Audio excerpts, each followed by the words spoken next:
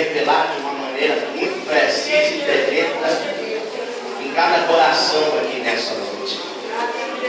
O livro de 2 Reis 4:1 nos fala assim: a mulher de um dos filhos dos profetas clamou para Eliseu, dizendo: o meu marido, teu servo, morreu, e tu sabes que o teu servo temia o Senhor.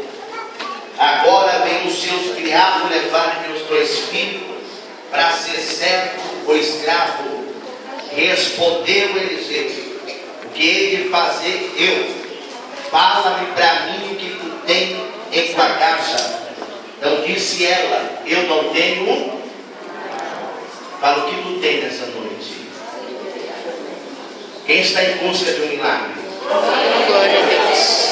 Nós estamos aqui nesta noite, neste ambiente, porque cremos que o Senhor é um Deus que, quando promete, Ele cumpre. Quando fala, está falado. E algo que me chamou a atenção nessa palavra foi que aquela mulher, em desespero, recorreu ao profeta, o homem de Deus. Chegou e expôs a sua situação a ele, dizendo: meu esposo era crente, meu esposo andava contigo, mas ele morreu e deixou uma dívida aonde eu e os meus filhos não podemos pagar essa dívida. Irmão, olha o desespero desta mulher, prestes a perder os seus 2 filhos.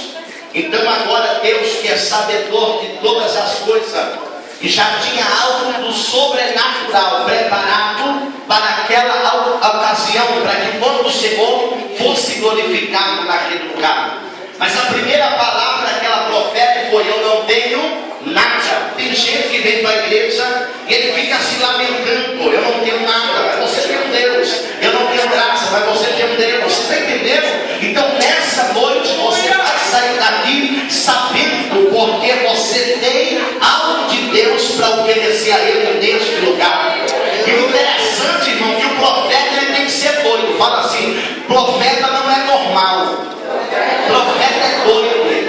Irmão, se eu ou a pastora Edilene ou os demais pastores chegar para vocês e falar assim: atravesse a rua, vá aos vizinhos, bata na porta e peça algumas vasilhas vazias, certamente vocês vão falar: eles ficaram doidos. Não é assim? Mas a mulher não questionou: crê no Senhor Jesus e nos seus profetas e prosperarei. Irmão, tem que crer no Senhor. E a Bíblia fala que a mulher, sem questionar, foi batendo nas portas, pedindo vasilhas. Quem sabe alguém ia se compadecer sabendo do acontecido na vida daquela mulher.